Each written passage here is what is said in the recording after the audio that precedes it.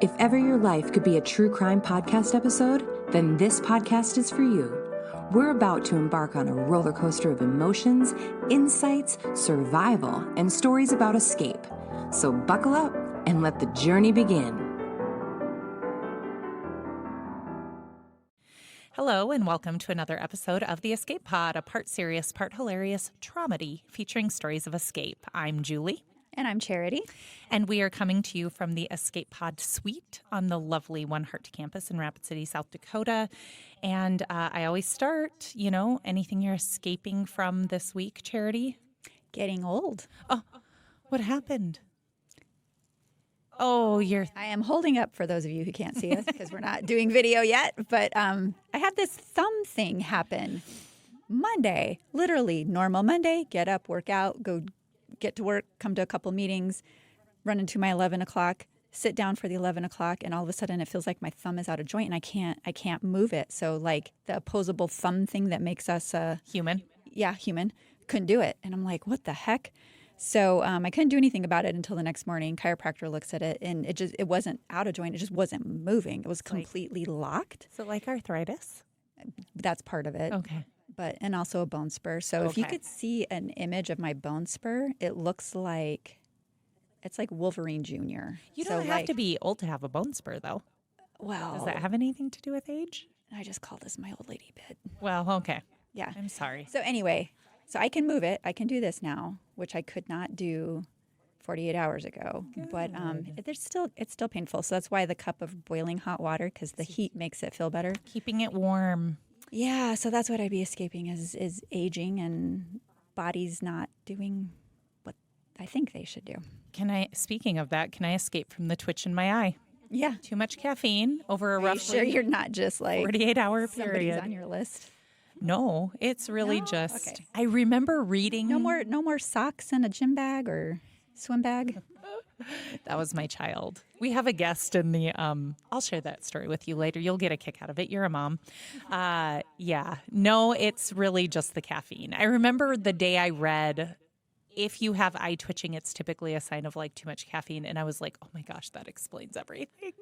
That's when it happens. Yeah. So the twitch is especially bad today. Do you want to introduce our guests? I would love to introduce our guests. So everybody, we have Linda in the studio with us today. And Linda is a very special guest because this is the first time we actually have somebody here from OneHeart on the show. Our guest is a guest. Yeah, our guest is, we call our clients guests here so that they know that they're welcome, and we love having them here as they're working on their transformation journeys. And we've always wanted to do this, and we just needed to kind of get rolling. So now we have our very first one here. So Linda, welcome. We're happy to have you here today. Linda has no problem telling her story. She's done it in front of large groups of people for us at different summits and community presentations that we've had to kind of showcase the work that we do. And I've already told her, while the podcast is not about OneHeart, it's okay if she mentions it. It's not a faux pas. Like it's okay. But we just really want to hear about you. I've told Linda, I shared with her when we were before we were recording, about how so many people in situations that I came from and situations that Linda came from feel like they're just broken and flawed, and there's no way that they're going to be able to hack this thing called life. And the obstacles feel so insurmountable.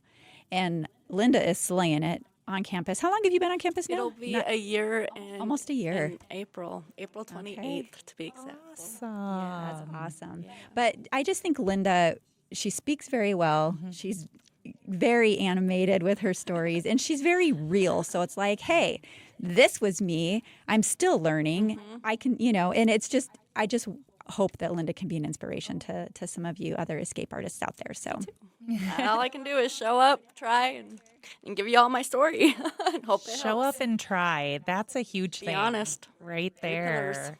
Yep. How far do you want to go back, Linda? Do you want to tell people a little bit about your younger life? Sure. At the age of 5, I testified against my real dad for first-degree rape on a minor. The day after I testified, I was taken to a foster home in Wyoming. My real dad was charged with first-degree rape and then let off with a mistrial. So the most he did was like 6 months in county jail. And then I was staying with some people who ended up moving, and then I ended up staying with my principal and my kindergarten teacher for about 6 months. Wow. And like I still remember bits and pieces of things because our brain has this amazing thing of like when you hit trauma, like it shuts down. Build a wall. Yeah. For the past week, I've been really like, what do I want to share? What do I want the world to know? And, for everything that I have been through, looking back now, what doesn't kill you makes you stronger, and I remember like as a little kid wanting to know like why.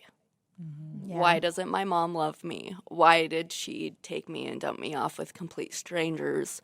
The one thing I always wanted was to be a mom. Like that was my role right there, and Even when you were a little girl. even when I have letters from my sister, telling me about how I would always carry around like my baby dolls, and I always took such good care of like my baby dolls because that's the one thing that I wanted to do in life was like when I'm going to be a mom, like I'm never going to abandon them. I'm never going to, and looking back, like I was giving choices, a hand that was dealt, that was really crappy.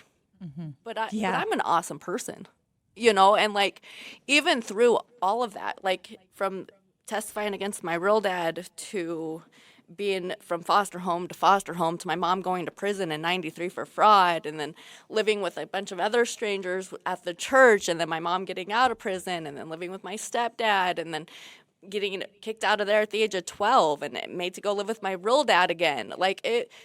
How many times, like what was the longest length of time you think you actually stayed in one place as a child? Like that you can remember? I think maybe a year.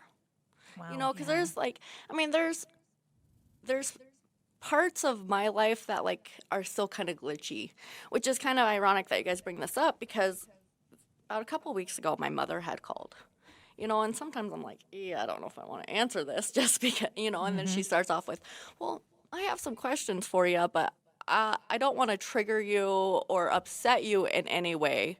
Like, do you remember where you were when I went to prison? And I'm like, yeah, like I was, or where Jenny was. And I was like, well, the question's for Jenny. You should probably reach out to her, which is my older sister. That's your sister. Because, like, we were split up.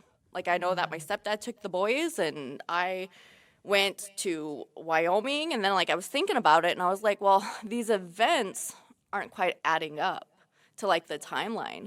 So, I tried helping my mom the best that I could as far as, like, where I was and what year it was, because I was born in 87. My mom went to prison in, I do believe, 93. I testified in 92. So, like, there's a lot of time periods of, like, I don't really know. I just know that, like, when I was 9, we were living at Sunnyside in Black Hawk, and then I lived there for a little while, and then, like, when I was 12, I moved in with my best friend and her dad, who eventually got guardianship of me when I was 17. So, and even at that, I was really suicidal at the time. I remember the school counselors up in Douglas pulling me out of school and were like, hey, what's up with you? Like, you're really distant, this and that. And they had asked me about, like, if I was thinking about suicide. And my answer to that was like, well, who hasn't? Well, they took that as a red flag. And then the school found out that the guy that I was living with, which was my best friend's dad, didn't have any legal documentation of me or anything. So then they put me in emergency foster home for 30 days. And, it was a whole investigation type thing. And, my mom showed up for court, and they set out another court date. My mom looked at Judge Tice and was like, well, that's not going to work for me. I'm going to be in Hawaii. So, like... Priorities, and I just... Like, I never wanted my kids to go through anything that I ever went through. How many kids do you I have? have 3 amazing girls. All girls. I used to say God hates me because I just wanted at least one boy, and then I got Lydia, and I'm like, oh Lord, like I should have had her first. From the time she was 2, I'd call her my monster, because she was walking before she was 10 months, she was climbing shelves, she was eating DVDs, and she turned around one day and she's like, I'm not a monster, I'm a butterfly monster. And I was like, okay, stand corrected. My oldest, Chida, she just turned 16. And then I have a middle one who's 13, whose name is Miranda. And now I started using drugs when I was 27. By the time I was 26, I had 3 DUIs. 2 of them with which my kids were in the car with, out there in Hermosa and in Clark. At that time, it never dawned on me, hey, it's an addiction. I never really understood or had the mind capacity of everything that I'm doing is going to affect them. And it wasn't until the state took Chida from me at the age of 2, I do believe, that taught me how to not be so spontaneous. Because I'm a very spontaneous person. I'd fly at the seat of my pants. That was the survival that I had, right. and with the really crappy situations that I'd put myself in without even knowing that I was putting them. Well, and we talk about that at orientation, right? So that crisis brain. Yeah. It is impossible to think ahead. If I do this now, then an hour, a week, a month from now this is what it's going to look like. And so you're describing very eloquently that stage of life you were in by virtue of your circumstances was pure crisis brain. Yeah. Were you making good decisions? No, it sure wasn't. Who wants to have 3 shots of Jaeger and then get pulled over 5 trailers from my house? Yeah. And the cop's like, well, I don't want to take her to jail because we got to take her all the way into Pennington County, which is an automatic 6-hour hold. Well, everybody in my family, literally, I was right outside my mom's house. And they're like, well, we're not going to drive in to go get her. And I was like, are you serious? And then when my little brother got his DUI, they called me at 3 o'clock in the morning. And I'm like, sure, I'll go get him. And then I was like, I probably should have said no. But throughout my whole life, I was doing anything and everything I could to get my family to approve of me. And it didn't matter what the stimulation was. My brother wrecked his bike, and I was like, I have a car you can use. Anytime I could try to help in any way, I would. Mm-hmm. So, and it was never good enough, and now I'm like, if I'm not good enough for you then, why should I be good enough for you now? I was. But is it about you, really? Right.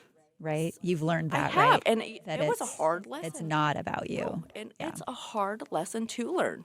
And now, I've learned boundaries. I've learned how to effectively have conversations with people. Yeah. I have learned how to handle my emotions, how to make better choices. Every time I leave, or if I'm in the OneHeart Towers, when somebody leaves, I'm like, all right, guys, have a good day, make good choices, because that's... She does. I can attest to that. I've heard her say it. Yeah. I am, and she's like mom to everybody at OneHeart. I try, and I get along better with the children than I do some of the parents, just because I love kids. They're they're little sponges, and they're fun, and I've always loved hanging out with kids. You mentioned your oldest daughter had gotten taken away. Do you want to talk about that trajectory and the reunification? Yep. And all that kind of I had to, of course, jump through the hoops with the state. I had to do an in-home safety plan, and I got her back in 6 months. So there's a parenting class, and it's called From Birth to 3. And I didn't take this class until after I lost Miranda and Chida the second time, a couple years later. Okay. And my mom always had a connection with my daughter. From the time I had her, she wanted her every waking moment. And at that time, I didn't really think much of it, And then, years later, I'm finding out how, my mom took her to Cincinnati over Mother's Day and got, a child restraint ticket because she didn't have Chida in the seatbelt. So, and the first time that I had gotten her taken away, DSS got a phone call from my mom, mind you, that Chida was licking meth off of the countertop. Mind you, I wasn't even a drug addict at this point. If anything, I was more becoming an alcoholic at a very slow pace when this phone call came in. So I was just flabbergasted. Not to mention, I was 3 months pregnant at the time with a baby that I had lost. So after the allegations and all that stuff came back in exclusive, the judge, like, I was the only one that walked out of there with, hey, congratulations. Like, you were the only one walking out of this courtroom with custody of your daughter. Okay. Well, the day after that happened, I moved to Clark on the other side of the state, and I didn't talk to my mom for a year because I knew that she was the one that made the phone call. Years later, I found a piece of paper stating, if you have anything of this case, please feel free to give us a call. So then I called her out on it because it was, well, I didn't do nothing, da-da-da-da-da. Well, then after I found the piece of paper, I was like, lie to me some more, please. So with everything in my life, and then, like, when I got Chida back, I was so just like, I'm never going to lose you again. I'm never going to make bad choices. It helped me understand the snowball effect. And DSS, the state of South Dakota, they want to reunify families. Like, they gave me tools to happen to where it wouldn't happen again. I made every one of my visits when she was with my sister, because when DSS showed up at my mom's house, first thing Brandy Tonko was her name, said to my mom is, I'm sorry, but you can't have this kid. So right then and there, I knew my mom is the reason why all of this was happening. Yeah. And then my mom's like, well, what about her sister? Her sister lives right down the road. So that's where Chida was placed for the first 6 months, you know, and I think that was more of like, I had a lot of resentment, but I moved past a lot of resentment when it comes to my mom because I had that blinders on with her. You know, like, I can forgive and forgive and forgive. And as a little kid, or even in my 20s, like, all I wanted was a mom. And yeah, I screwed up. I got the DUI. But I did not do drugs or have my child licking meth. And my mom had my child that whole summer. And, you know, because I was working up in Keystone, we called it the skeleton crew, and it was either the newlyweds or nearly deads that went to Keystone. So I was working. That's Never heard that before. Well, yeah, because it was off season. on a t-shirt. You know, Sure, right? sure. So I was working from 5:30 in the morning until about 11 o'clock at night until we got more busier, and then we got the foreigners that came in. And my stepdad says, well, why doesn't Chida just stay with us? You know, and then on your days off or the days that, you know, you get off at 2, you can come and get her. Well, to me, I was like, yeah, that works perfectly because then I'm not dropping her off so early and I'm not picking her up so late. So this was stepdad Yes, then? this was my Okay. stepdad, who was 32 years older than my mom. Okay. He actually just passed away 3 years ago on Christmas. I was like, okay. So then when I got the phone call from DSS stating that the allegations that had been made, I was like, Chida's been with my mom. You know, I didn't know that all these actions were being put into play for a bigger picture. Yeah. And when you're going through things like that and you're young, like, you don't think about how it's going to affect your children with the choices that you make. You know, and everything's a learning lesson. Like, sometimes I'm stubborn and it takes me a couple of times. But then I get my aha moments and I'm like, okay, cause and effect, you know? And Well, tell us about those aha moments, like how you really launched on, and how many different runs did you have to take at rebuilding your life to where you're at right now? four Times. times. Like I said, by the time I was 26, I had 3 DUIs. I had 1 suicide attempt where I ended up at Regional West. I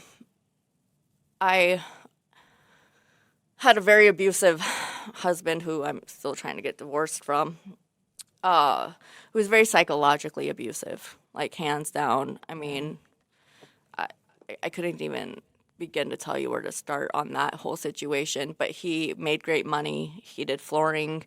Like, you're never going to make it with a kid, you know, like, I paid for everything. And so I stuck with it because I always wanted a perfect family.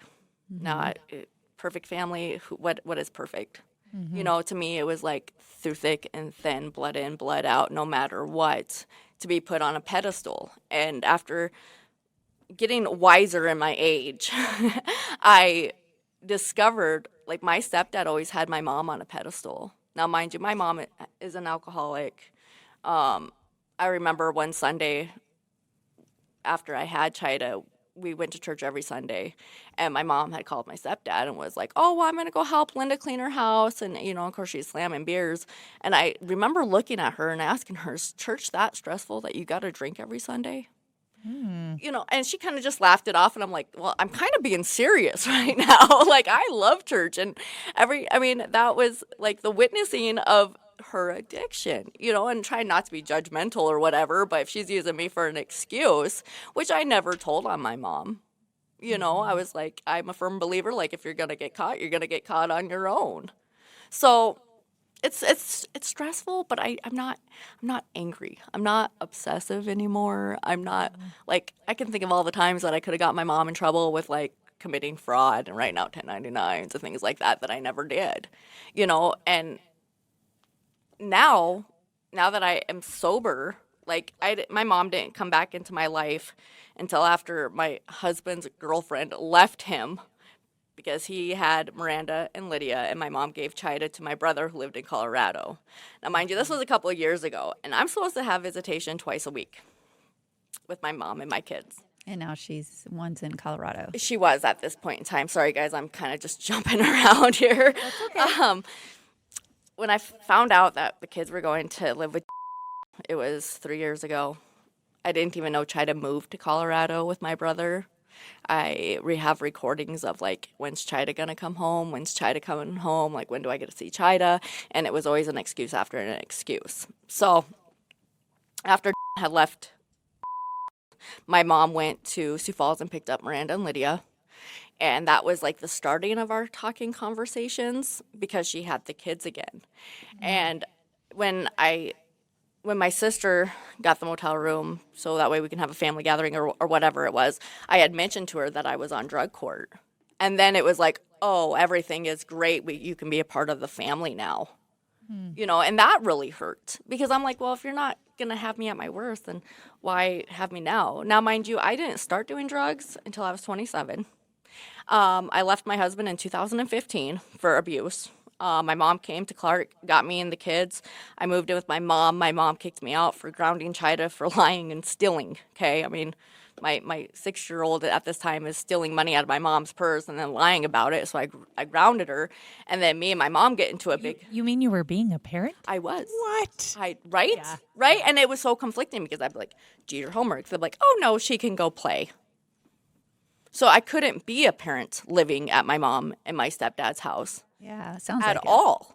So I got kicked out of there. I ended up moving in with my aunt, who I didn't even know until I was like 20. It was on my dad's side of the family, who was a raging alcoholic, right then and there, I'm like, this isn't a healthy spot for my kids to be. So I asked my mom for help. And then she took the kids. And then I discovered that my husband came down and gave her temporary custody. And then I got hit with, over $1,000 a month in child support. She wouldn't let me see the kids. And it was on Mother's Day of all days that I realized that she was filing for custody. And I flipped out on her. I'm like, just tell me what you're doing. That way I can prepare for this. And my mom wouldn't tell me anything. She would just be like, well, I don't know. And it didn't matter. Like, my gut has always led me through so much stuff. When I get that rot gut in my stomach, like something's not right, I call you out on it. Like, just tell me what you're doing. Just communicate with me. And she wouldn't. And then, like, she changed her phone number over a course period of time. I would ask about, like, school events and parent-teacher conferences. Like, I was trying to be there as much as I possibly could, and she just shut me out, hands down. So I've been through a lot of therapy because of this. Last night in my class, we were doing the best, worst times, and like the best of times and the worst of times. And right away, my mind went to MRT. I put down the best time was getting accepted into drug court. And that was also one of the worst times, because that's when I was at my lowest. Sure. So with the tool, like, if any of you want to know about drug court, it is amazing. Like, Judge Brown is amazing. The tools that they give you, it's a lot of stuff at first. But, like, I wanted to get sober, and I didn't know how. I remember laying in that jail cell, and I prayed. And I prayed, like, please let me get accepted, because that was the only way that I knew that I was going to get my kids back from my mom. Now, mind you, I fought the state twice and won both times. And I was talking to my mom's lawyer. Of course, I recorded all the conversations. And he was degrading me because I was questioning how my mom was going to get Chida and Miranda up for school, because my uncle had just died, and it's a Wednesday, and she's getting hammered with my 5-year-old. And I was like, well, who's with Miranda and Chida? You know, who's going to wake them up in the morning for school? And she's like, well, Chida has an alarm. Chida, mind you, was 9 years old at the time. Mm-hmm. So he just degraded me even worse. And I was like, you act like I've never gotten up with my kids. You act like I was never a mom. And I have been. And then to have that ripped from me is horrible. And when I first asked my mom for help, she started telling people that I was on drugs and I was doing this and I was prostituting, and just a whole line of, like, I was flabbergasted when it would come around me, you know? And I was like, well, I've never done that. And she dangled my kids in front of my face. And that hurt, because... When you say dangled them in front of your face, did she want something in return? Yep. Was it okay? Yep. So it was like a manipulation tactic. Very, very, okay. very, very much. So I mean, learning now, the only thing I can say is I'm very thankful I'm not like my mom. So you got accepted to DUI I got court. to drug court. Drug court. Yes, Drug court. and okay. People struggle. Not even gonna lie. Like, show up, try and be honest. That's the 3 pillars of drug court, and I showed up for everything. I tried semi, and I was not very honest at all the first time through. No, it took me 2.5 years to graduate, and I graduated on my daughter's 16th birthday. Woo, woo. Yep, I was so impressed. I was like, it's here, and I'm doing it. You know, I couldn't have asked for a better experience in life.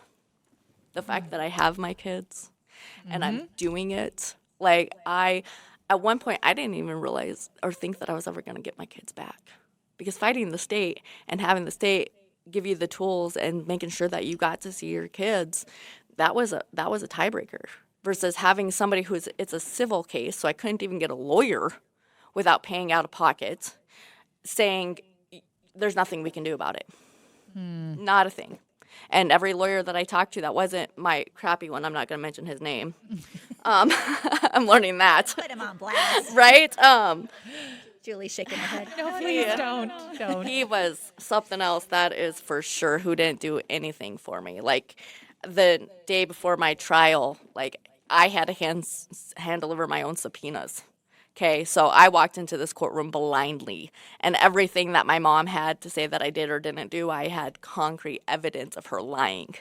But he never prepared me for anything, and for months up until, which, mind you guys, February 14th of 2018 is when the judge gave me 1 year to get my kids back.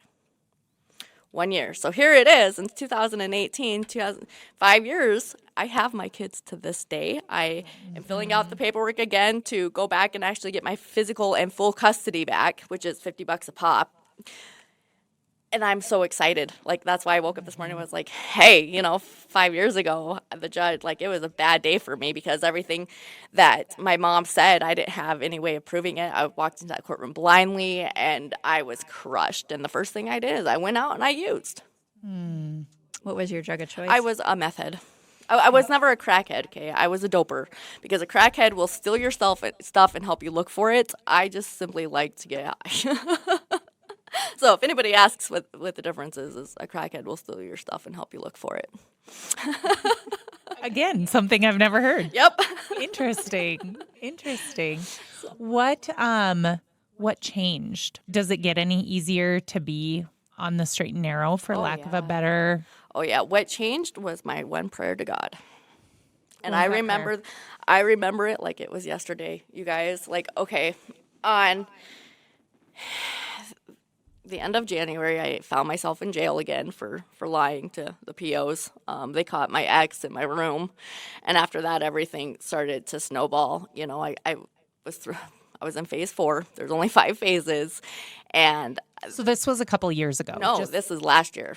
Okay. This was so last a year leading up Okay. to my full year of sobriety and how I ended up where I'm at now. I sat 5 days in jail, and when I got out, Judge Brown's like, "You're going to Passages." Now, Passages is a spiritual transitional home for women who the place is amazing. When I got out of jail, I was like, I gotta have time to move out of my place. Like, I was supposed to move out that Friday, and I was like, there's no way that I can move out of this apartment. So after prolonging it for the weekend, because I wanted to spend this last weekend with my boyfriend, who was not very good at. Anyways, that's a different story. Hey, he ditched I'm not me. going to judge. He ditched No me. judgment. He ditched me that whole weekend, and I was furious with him. And then he had enough nerve to ask me for his eggs back. Okay, so I had his eggs, his milk, and his cereal in the bag. It's like, what kind of eggs are we talking about here? Just actual eggs. Just that actual, you eat. yes. That could Because make a fun. I couldn't take yeah, the stuff I know with what me. I would have done with him. I went to where he was, and there was a big fence between us, and I dropped him outside the fence, and I'm like, I cannot do this anymore with you. Like, I'm going to lose everything. I'm going to get terminated. Like, I got a whopping $3 in change in my pocket. I have no gas. I have no cigarettes. You have $1,000. You just bought so much of, and I'm done with you. I got to the gas station. I was bawling my eyes out. I pumped my $3 and like 89 cents, I think, in change. And some guy comes up to me and he's like, "Oh, honey, I just put another $18 into your gas tank." Aw. I put my hands on that steering wheel and I said, "God, I can't do this anymore. I can't lose everything that I am going for. I need you to take him out of my life because I can't do this anymore with him." It was at 1 o'clock in the morning. I got a phone call from Meade County Jail saying he was in custody. Wow. Okay, so if that's not... That was quick. Yes, like Nice turnaround time. I ended up at Passages, because he was my drug. Oh, You know, wow. they went hand in hand. Absolutely. You know, and I was with this person for 6 years. You know, he went through the heartache with me when it came to my mom and my kids, and he always made everything about my children. Always. And I never had that, not with my husband, not with the guy before him. I never got to experience what that family looked like. And so right away I was in that turmoil of like, oh, it's love. No, it's not. So I ended up getting a phone call from a girl who I was using with at the time. And she's like, "Hey, I need a ride to Box Elder." I drove around all night trying to get this girl to where she was, just wanting to get high one last time in the middle of a snowstorm, and it got to be about 4:30 in the morning. Mind you, I have to call at 5 a.m. to UA. I kicked her out of my car. I told her I never wanted to see her again, and I have not talked to her since, nor have I had the need to use.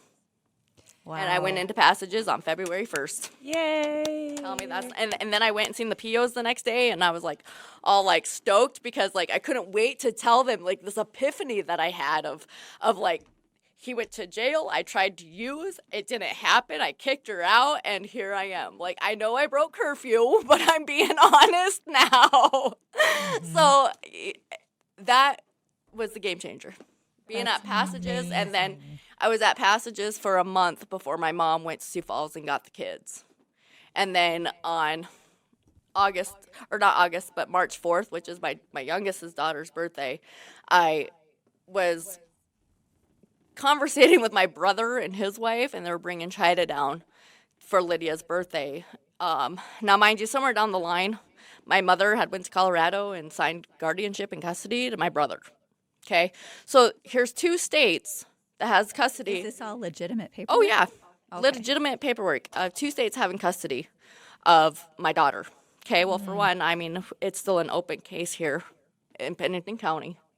Like, I still have my parental rights. That's why I ask if it's legitimate. Oh, yeah, it paperwork. sure was. Because when my mom went, I guess a couple of years ago. Well, it sounds like somebody somewhere missed something, or because those things are in conflict, right? right. So I don't understand. I don't know that. either. I wasn't there, let alone, I didn't even know my mother did this Right. until, like, on Facebook, all right? So needless to say. That's a valid place to share important information. Yep, and it was my brother and his wife and saying, "Well, welcome to the family, Chida." So, I mean, I Ouch. I didn't ask any questions. All I know is, like, it's illegal. Like, I still have my parental rights. You can't just give somebody custody of a kid in a different state. And so I promised Chida, like, they ran Chida like a dog. I mean, when she came back, she was taking care of 250 horses, getting up every morning at 3 a.m. to hail that, to So it's free labor for it them. was. Okay, so when Chida actually came back, like, she could barely walk at the age of 15. And it broke my heart. Okay, like. I was going to ask, like, the girls' experience was when they were out of your care. Yep. There's still stuff that I'm still kind of finding out about. But when I got her back, I was sitting in the Walmart parking lot with my mother, okay? Like, we had our paperwork in line. I guess my mom went to Colorado to get her, like, a year or so ago, and my brother called the sheriff, and they had the paperwork stating that she can't take them because she lives with them in Colorado. And I guess that cop told my mom that if she comes to South Dakota, then there's nothing that they can do about it because it's a civil. It's not legal. It's a civil case. So that's what made it really complicated. So I remember sitting in Walmart parking lot for 3 hours. My anxiety is through the roof. I'm calling all my support people. I'm calling my POs, and I'm calling Audrey at Passages, and I'm like, I don't want to break another promise to my kid, and I don't know what they're going to say because we have custody. Because you can't have kids at Passages, is No, that correct? no. It's It's just women. just women. Okay. So, and it was like you could have them for like the weekends and stuff, but it was a whole long process. And with my mom being an alcoholic, I knew I had to get out of Passages. Yeah. And even with that, I didn't rush it.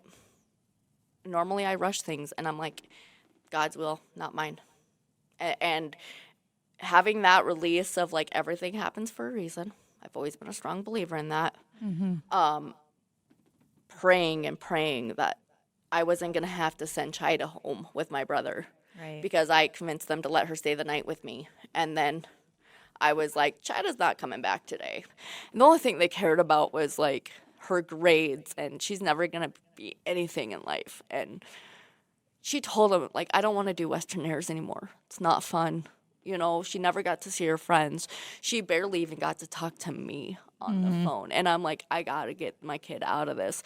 So when that cop came back and he's like, well, it's a civil case and we can't make you give her back. I Rejoice. rejoiced, like Yeah. rejoiced.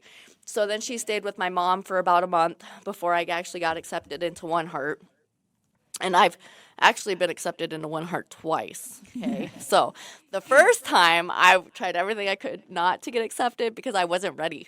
Like I was still using, I was still having that hamster wheel of my relationship and getting away with the things that I was doing. And I wasn't ready for it. Is that the same time when you were still kind of faking your way through? Oh, yeah. Yep, that's exactly. court? Well, matter of fact, it was that same day that my POs showed up. And they caught in my room. Because it was on a Wednesday. All comes full circle. And I was trying to phase up to phase 5. And Bridget's red flag was, well, why don't you want to move into OneHeart?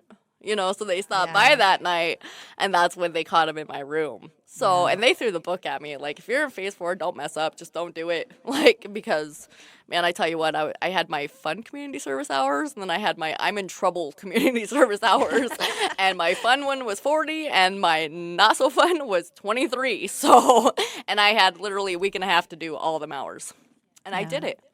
I did it on top of everything else that they had asked me for because I knew that I wanted this. Now that my kids were in my, not my care or my, like within your within reach. my reach. Right. I mean, because that was all God. And I look back now and I'm like, it was that one prayer. Because that's how God, that's how he is. You say the words and he'll answer them. It might not be when you want, because I look back now, I'm very grateful my kids didn't see my addiction. Because I don't know what they would have seen. Right. You know, and like in my Bridges of Freedom. Are they aware? Oh yeah. Okay. Oh yeah. I'm very honest. You know, I mean, I might sugarcoat some stuff for them, but for the most part, I'm honest because I don't feel parents should lie to their kids on any aspect. I mean, I do believe that like there's certain age group conversations. Right. But as far as like the only thing I can do with my kids is I can guide them. I can try to help them not make the same mistakes I did. and I can validate their feelings. Yeah. That's it. That's huge, though. Yeah, because I didn't even know what morals were until I was 26. That's It's sad. funny that you say that. We were talking off the air before you came down here, Julie, about integrity and being honest and owning mistakes and how that makes you feel as a human being. It's like its own thrill. Just like, I don't have that looming over my head anymore. I can just be clear of that, and your heart's not heavy, and you can Right. do what you need to do. It's really powerful. I can handle life on life's terms, you guys.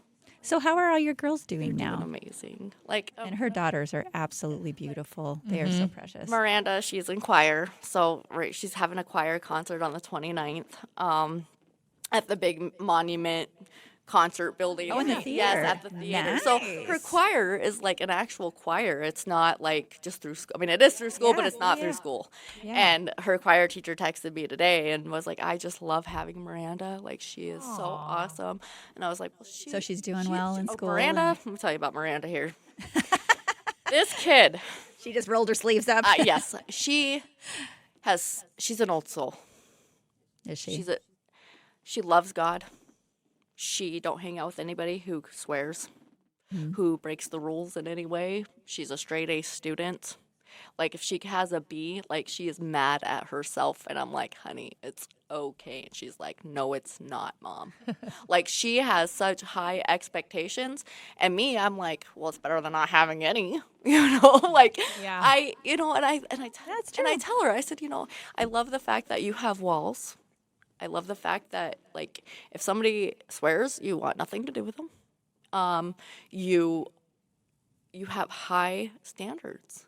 And I was like, but then again, I don't want you to have too high a standards to where you're never going to let anybody in. Yeah. So, I mean, and that's a hit and miss. And she's how old She's now? 13. 13? And, she's just, I couldn't have asked. It might just be, she might just, not consciously perhaps, but like taking a more hesitant approach at entering into the world, which is okay. Keep them as young and protected and as innocent as possible for as long as possible. I mean, because, quite honestly, people like you and me, our innocence was gone when we were way too young, right? And that's hard. It's really hard. And that's, like I guess, in order to get over the stuff, you have to go through it. And what doesn't kill you makes you stronger. And everything happens. Or for a reason. crazy, but we're trying to prevent crazy here. Right. we're trying to go on the stronger I'm a route. fun Yeah. type of crazy. That's what I've been told. Like, I'm not like, I will find you crazy, but I'm like, hey guys, let's go boil the snowman. Like, it's a beautiful day. And my daughter's like, Mom, you're like, how old? And I'm like, I'm 12. I will always be 12. I don't know why, but mentally, that's how I feel. Well, Linda mentioned, is this what you're going to say about the sense of community and the things you want? Yeah, do it. Linda is our kind of resident, like, social planner. She has taken it upon herself to do pumpkin parties at Halloween, to do stuff at Christmas, to do all sorts of things. And it's awesome because I will tell you, Linda, we have tried to do various things. It means much more when it comes from within the campus community, yes. than a staff member who says, like, we're doing this at we're this gonna time. do this plan today. It's time for this activity. Yeah. It's just like it feels more like a group home or something. Yeah. When it's all, and that's not.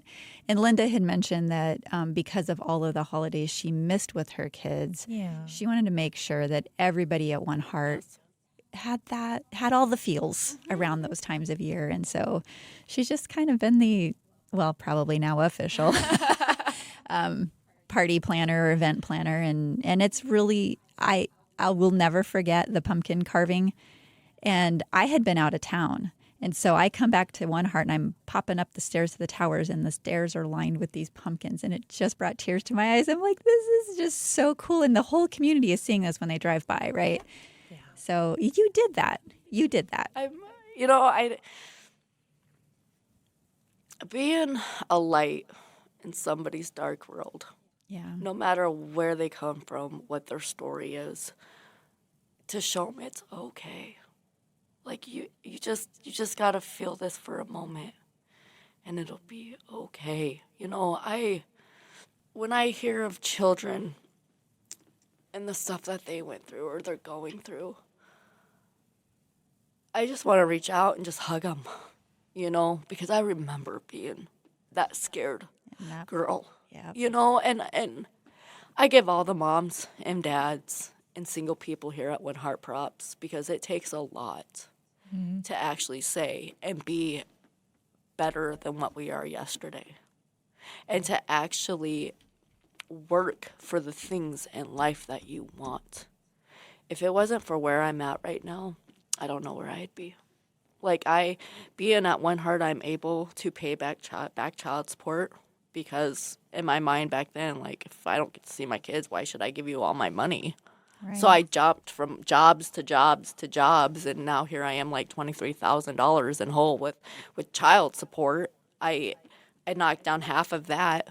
Like, there's no way financially that I could have a place to live and show And that do I that could. at the same time. Right, and that I could, because that was one of the things that the judge had told me February 14th. I want to show stability, same job for a year, same boyfriend for a year, same home for a year, and it didn't matter how hard I was trying.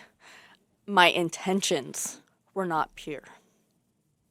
And that's an eye-opener, too, even just listening to me say that now, because I didn't think of that until I opened my mouth, because that's how I work. Well, it's like just That's like an aha right there. Like, wow, that actually came out really good. you heard it here, folks. Like, I didn't have good intentions. Like, just like getting accepted. It's like going through the motions. Like, I want that, but I want it on my terms. Yes. But my terms aren't really serving me. Right. And it's that manipulation, right? We talk about that a lot here too, like where sometimes the thing, I mean, you're a perfect example, but the lifestyles and circumstances that you're in, so many people have to manipulate others in order to get their needs met. And it's not like outward overt deceit and manipulation. It's just to get those needs met. And it takes people a while sometimes when they finally have reached the sanctity and safety of our campus to realize that they don't have to be that way anymore. But that's also not something that we can just tell you. You're doing this. You have to have that self-realization. And just like you did right here a couple of seconds ago, like, boom, as soon as you can see yourself, it's like, oh my gosh, I get to accept or reject. I can like that. I can not like that. Now I have the power to change.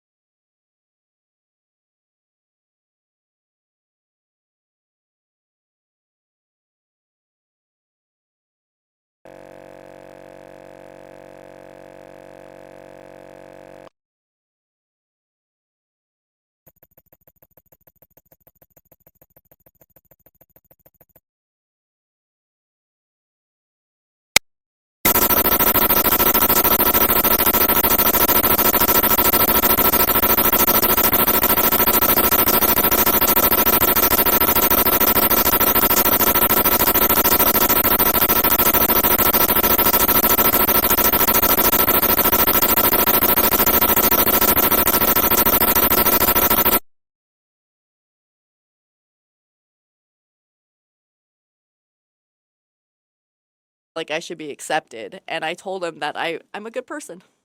I said, and if you don't accept me, then F you and F you too. And their look on their faces were priceless.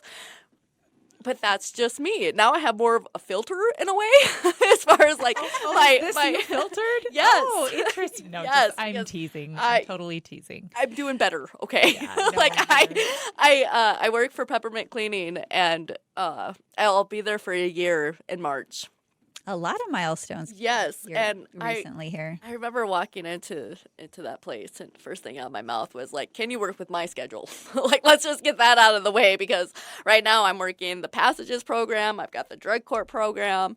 I, am getting more time with my children, and like my boss Corey was like, interviewing you was fun, Linda, because you had like goals, because they asked you like, where do you see yourself in 5 years, and I just laid it all out on the line, and then they made me wait a week before they were like, hey, we want to give you the job. So like all week long I was like, I don't want to apply anywhere else. I want to get it. I think this is going to be great for me, like being able to tell them like I'm taking boundaries classes, and my boss is like, yeah, we were taking that class together. Now, mind you, I thought my bosses were married. They're not. Okay? They are not. Because I asked them, I was like, how do you guys live and work together? Like, I don't want to strangle one. They're like, well, we're not married. But they do a lot of self-help classes to make the business a better place. Cool. Now, mind you, That's they're awesome. both, yes, like they're both respect, like, my spirituality, and they go to church, and I couldn't have asked God for a better place to work, a better place to love and live. And like, I can tell you, I don't have one person that I'd call to go mess my life up with. Awesome. I have Fantastic. around my table, because we were talking about that last night, Yeah. like of people that are gonna see you do good. I don't have not one person that comes to mind. That's amazing. Like, that is amazing. That's hard That work. is. I mean, when you think about like the science and the thought behind, and you've probably heard this, like you are the product of the 5 people you most closely associate with, right? And so when you want to move forward in life, like status quo is never going to be a good thing.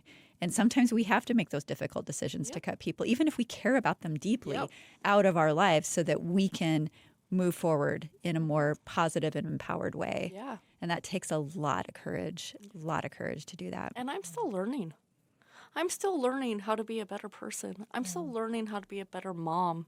I learned that, like, everybody says before you have a relationship, you should wait a year, and you should wait a year to quit smoking cigarettes. And I was thinking about being involved with somebody, and then they weren't quite adding up to my plan B. And I didn't know what a plan B was until after I started taking this class at Bridges to Freedom. And it took a lot of nerve for me to be like, I'm not ready. Yeah. I'm not ready. Like, my time right now is my kids. My kids, my job.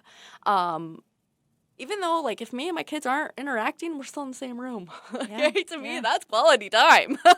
Even if they're arguing or whatever, like, that's quality Well, time they're to me. there. They're with you. yes. You're all With you. together. They're safe. I just You're love safe. them. Yeah. Like, I sing to them every morning, you guys, in my morning voice. It's annoying. And, like, my kids are like, Mom, I can't.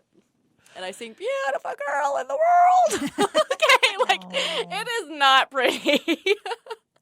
but they will never. They will never forget it. Yeah. They will Ever. never Like- think that they aren't loved. They will Exactly. nehave have that excuse. And then, So my oldest she's like, Mom, you're smothering me. I was like, you don't even know what smothering is. Come here. And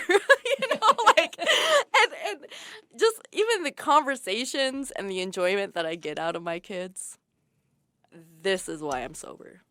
So you mentioned 5 years, like they asked you where you see yourself in 5 years. So where do you see yourself 5 years from right now? 5 years from right now, I see, well, by that time, my kids, my 2 oldest ones, should be out of the house. And if they're not, I'm not going to push them. That was, I don't ever want to do that to my kids or make them feel unwanted.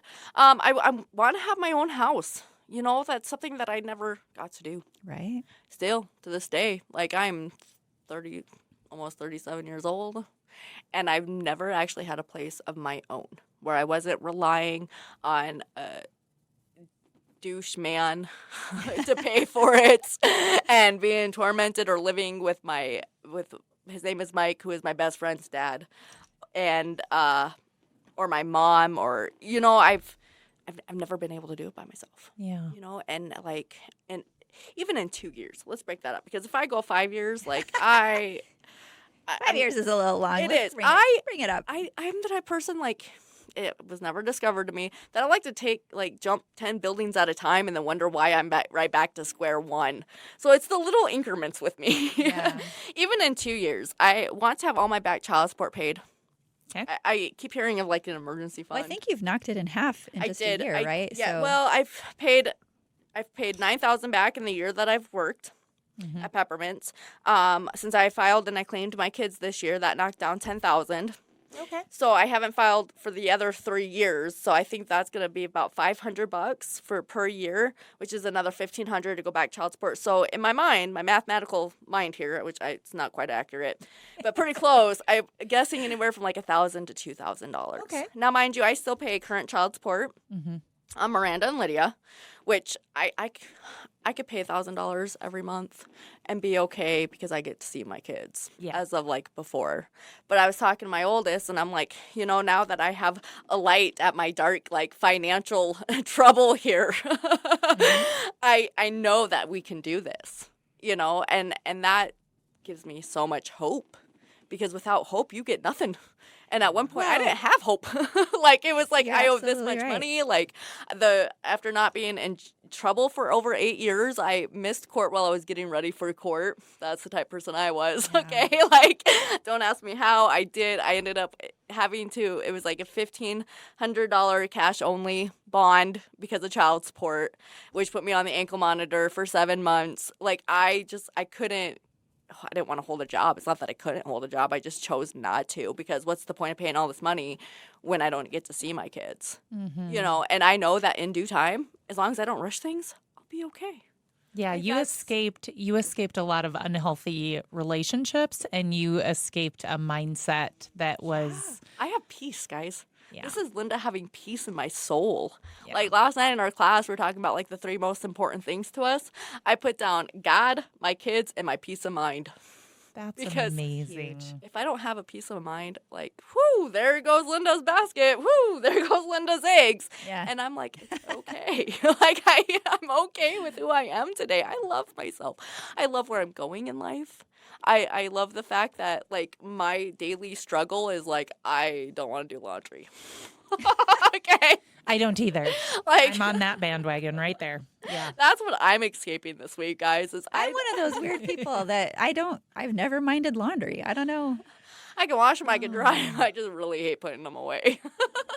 The folding about puts me over the edge. I think if I have to pick something about laundry, it's that all of my husband's stuff is inside out. And I have to, I have 2 kids also, all their stuff inside out That's most the of only the time. But I don't and know, I don't socks mind wadded laundry. up. Yep. And maybe 10 pairs of them in a bag that I was told they could never be in. That's your story when we're done here. On that note, let's take just a quick break. We'll be right back and wrap up the Escape Pod this week.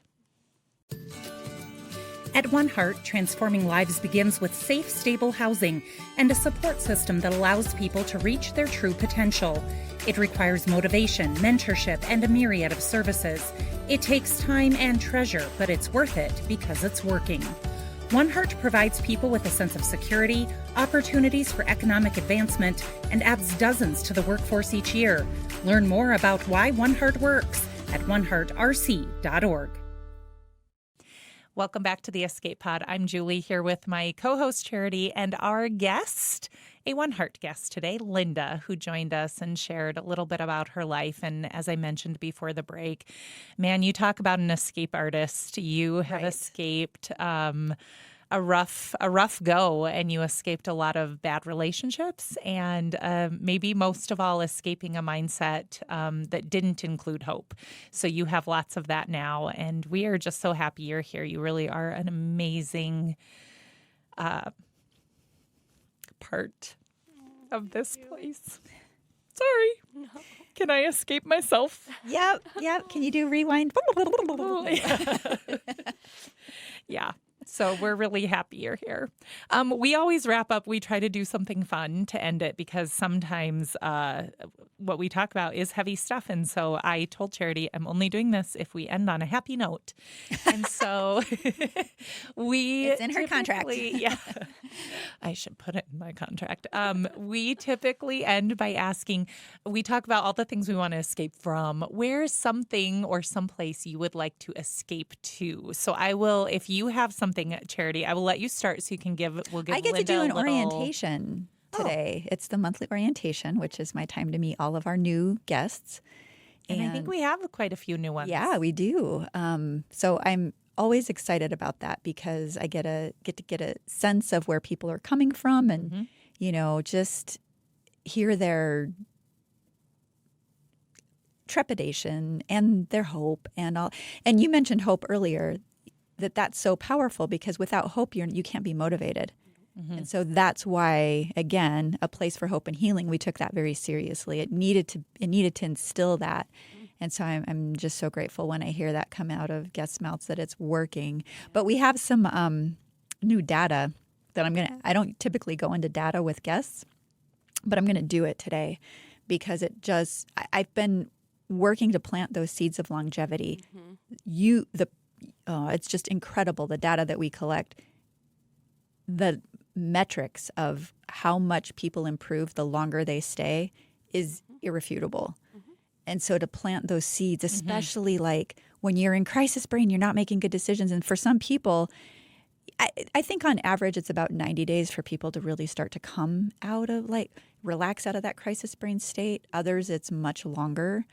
So as many seeds as I can plant as possible to try to sustain them through the inevitable self-sabotage and backslides and all the things that we know many of them are going to do is what I want to start to do. And some are visual and some are going to understand the data. So I try to hit all those different modalities so that there's just a bunch of seeds that it's wait a minute, she didn't say that. Okay.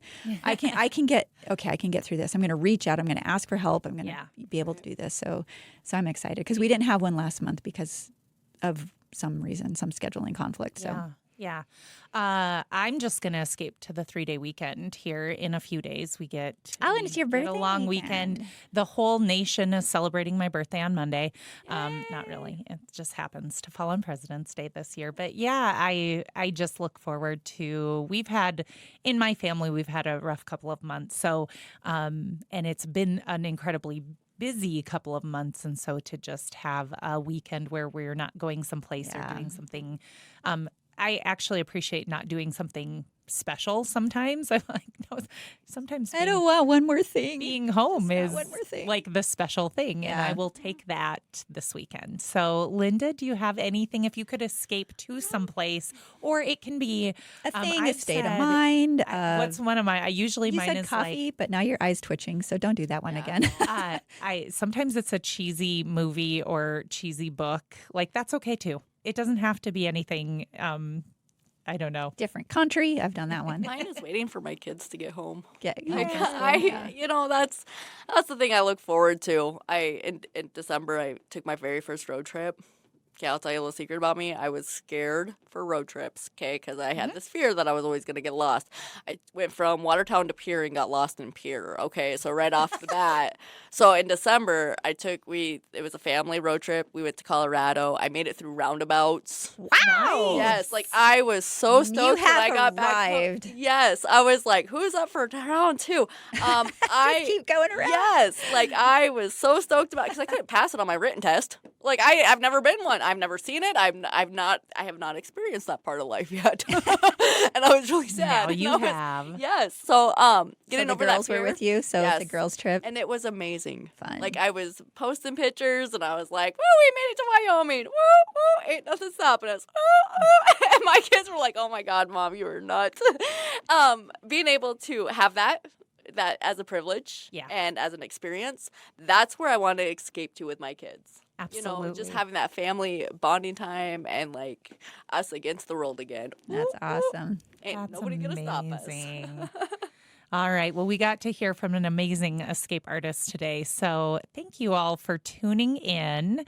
We could not do this without listeners. So if you like what you heard, please share it with a friend who you think might enjoy it. Or be inspired by Linda's story. And yes. Yeah, absolutely. We're a small team here, just 3 people working on the podcast here and there throughout our already busy schedules, but operating, writing, researching, producing, promoting the show on our own in hopes that we can build a community of escape artists. So rate, review, and subscribe where you listen to your podcast. It really helps efforts like ours gain more exposure. You can check out our website at escapepod.live. Follow us on our socials. Reach out at justbecause@escapepod.live or share your story of escape with us. And we might possibly share that on a future episode of the Escape Pod. So do that if you're sharing a story of your own. escapeartist@escapepod.live.